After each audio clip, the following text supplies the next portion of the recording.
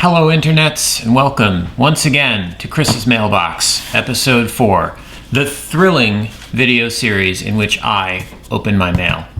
And today I have two boxes. They are Amazon Prime things that I ordered recently enough, because Amazon Prime shipping is pretty fast, that I know what they are. At least I think I know what they are, but I'm still interested in seeing them. And you don't know what they are, so here, I'll start with this big one here. Let's go ahead and open it up.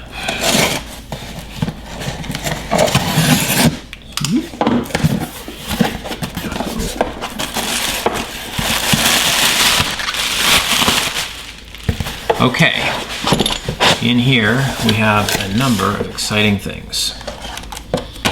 Let's start with this. We have the Viha.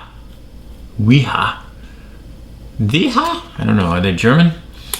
You have to, anyway, magnetizer, demagnetizer. No batteries required. Magnetized tools and parts. Yeah, so this is a, it's now with Super C8 magnets. So let's give it a test, shall we?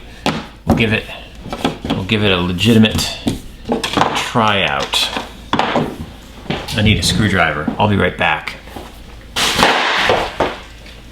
I stepped on the thing. Scared the crap out of me. First, let's see if this screwdriver is already magnetized. No, it's not. So, how does this thing work now? I think I know how it works. But, there are no instructions. No batteries required. No instructions. So, do you think, would you say you put the screwdriver, this is obviously it says magnetized, put the screwdriver in there, and then what? Do you move it around? Do you turn it? Do you twist it? Do you give it a little something? I don't know. That didn't do anything. Well, so far no success magnetizing ye old screwdriver. So maybe it's the screwdriver, I don't know. I'm gonna set this aside. Someone probably knows how to use this thing. And then the demagnetize, I don't know. Got a whole different, I know what we can do. I have a plan. I have a plan that involves testing with a different screwdriver. How is that possible, you might ask? Well, we'll go back to the box, because guess what's in here? It's a set of slotted and Phillips ESD safe tools. Those tools being screwdrivers. So this is not from this mailbox segment, but these are my favorite screwdrivers. They're engineer brand screwdrivers. Scissors. They're super skookum, as somebody might say. These are in fact the PH51, the Engineer PH51 scissors. Incredibly heavy duty. I also have, because I'm a fan of engineer tools, these, which look a little cooler.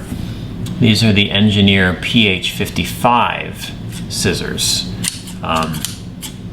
Both of these pretty much cut through anything. I actually prefer the PH51 in a lot of ways because they are larger and I have big meaty hands. Anyway, this needs to be opened, so made in Germany. Tools that work for you.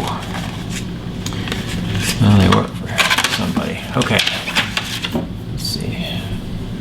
Also, I started to say I don't necessarily have a good screwdriver set, and certainly don't have ESD safe screwdrivers. Now, should I magnetize this? Do I really want to do that? Could be annoying. Well, first of all, it's already slightly magnetized. Let's see. Let's give it a shot. I have no idea what I'm doing here. I had the impression that, see, there we go. Maybe the issue with that other screwdriver is it's made of some sort of non-ferrous thing, can't be magnetized. So that wasn't able to pick up the screw before. Now what happens over here? How do you demagnetize? This one is a mystery to me. I bet there's probably a very specific and correct way to do this, and I'm not doing it. So I'm going to have to go to the internet and read. It's got a little stair-step thing. Speaking of screwdrivers and safety, I have here another Weha. It would be like Viha or something, though, wouldn't it?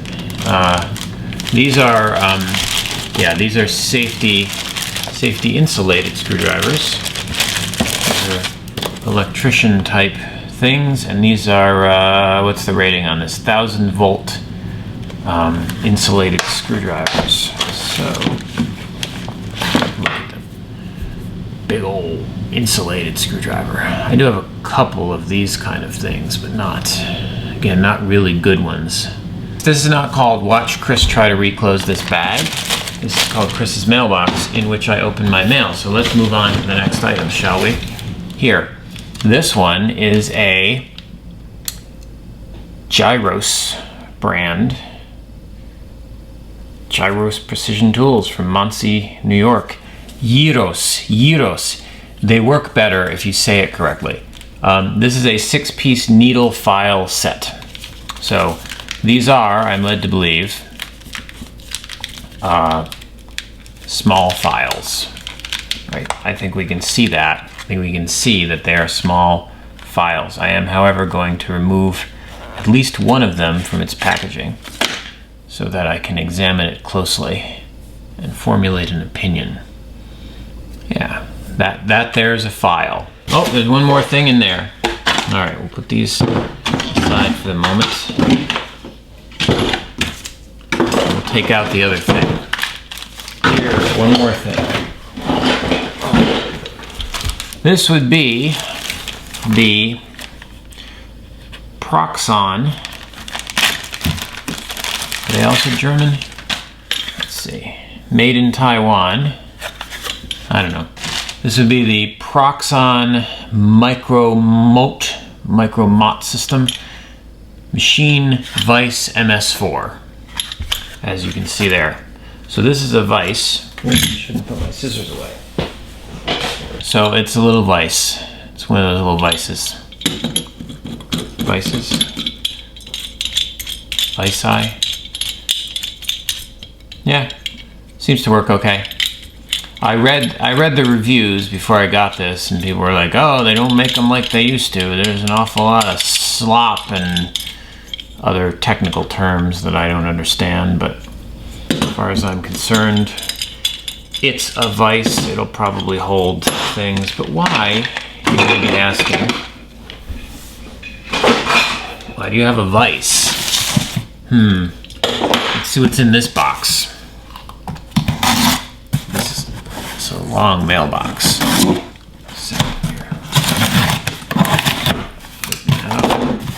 Oh my. Another Proxon item. Is that the only thing in the box? Yes. So this here is a Proxon Micromot drill stand MB140/S. It has a throat capacity of 140 millimeters. Let's open this up.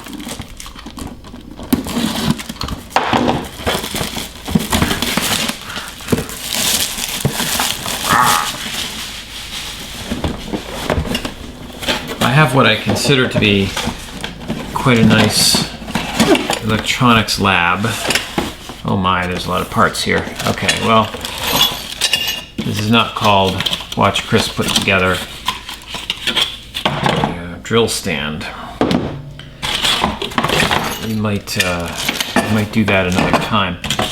But anyway, I have a nice electronics lab here, but don't actually have room in this house for a workshop with like tools, with like serious tool. I think this just goes in there.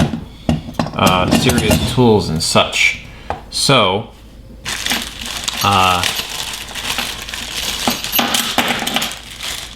this is one of them things what you put your rotary tool in there, Dremel tool, and it functions as this kind of drill press. See, it's a small drill press, which is probably good for the kinds of circuit boards and things that I would be particularly interested in drilling. So I am going to not attempt to put this together. I think I may even have it already upside down in some way. I'm going to not attempt to put this together during the Chris's mailbox, but maybe I'll do a follow-up video about this thing. I'd like to see if my Dremel tool fits in here. I might invest in a better tool. This company, of course, makes... Oh, that's what the vise is for. Yeah, the vise. You see the vise. Hello. This is probably upside down, thus looks ridiculous. But anyway, the vise goes on there so that you can clamp your piece down or something. I don't know. I am not a machinist. But yeah, so that is what I got today. That is Chris's mailbox for this day, episode 4. And with that, I say unto you, whatever. All right, so I got this thing together. It wasn't that hard. I just looked at the picture on the box, and yeah, it's there's not much to it. It just goes in there, and then put your tool in there. There's depth stop up here. That's about it, really. Problem is, though, and I was kind of suspecting this when I decided to get this, because I only own a cordless Dremel tool. I don't have anything else, but it was unclear to me whether this is only designed to work with the Proxxon version of this tool. It seemed to me that it might be possible that you can just, anything you can clamp in here you can use, right? So problem though is that I already lost the other piece. So with the little finger guard on here, this does not fit in this clamping mechanism, and with the finger guard off, there's just some threads here. Obviously, don't want to clamp down on these plastic threads. Plus, that is then too small. Even with this thing closed all the way, it doesn't hold it. So that's not going to work. Unless I'm missing something, there's another way to do this. That's not going to work. The other thing I saw on Amazon, actually, I think somebody posted a picture of a drill, and they pointed out that this thing is sturdy enough that you can actually just put a drill right in there. Well, how the heck? I'm gonna have to take a look at that picture, because I can't see how one could mount a drill onto this. It's, for one thing, this is the spinny bit, and this whole thing turns, at least on my drill, so that's not going to go in there, and it doesn't fit. So yeah, no major concern here, because I may have been looking for an excuse to buy one of the Proxxon tools that presumably does fit in here correctly. I wanted to get this first just in case I didn't need that, and also because they sell a lot of tools. And yeah, that's it for Appendix 1, Appendix A of Chris's Mailbox, Episode 4, whatever again.